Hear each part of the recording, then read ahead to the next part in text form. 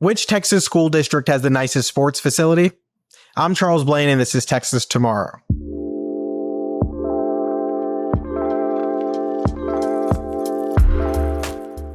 That's the crowning achievement many Texas school districts want, and you can tell by how big and grandiose each of their bond proposals are year after year.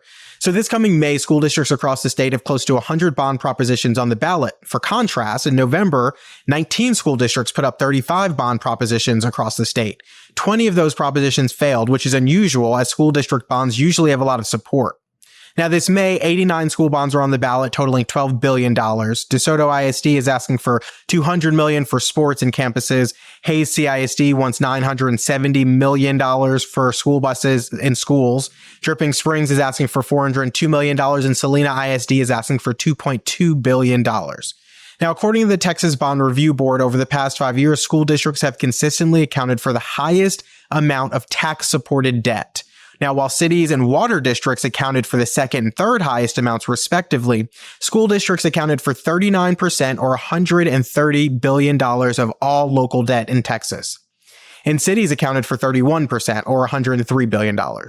The big question this election is, do taxpayers feel their schools are operating efficiently with the money they have? Because they spoke up in November by shooting down most of those bonds on the ballot.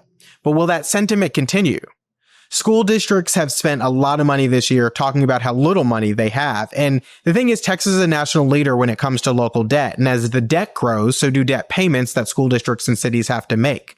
The bigger the payment, the less they have for services they're tasked with providing. And that leaves them with two solutions: to raise taxes or to cut spending. And which do you think they usually do?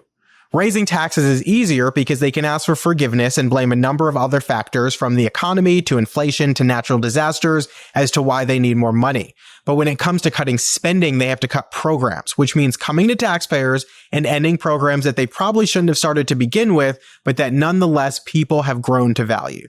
Take a hard look at your ballot this November.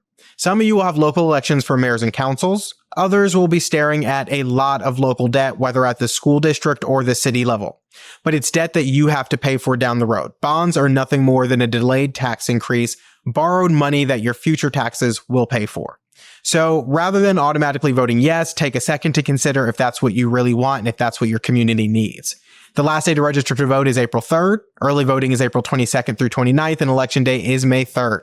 Thanks for tuning in to this week's episode of Texas Tomorrow. Please like, share, comment, and let us know if there's something going on in your neighborhood that you'd like us to talk about.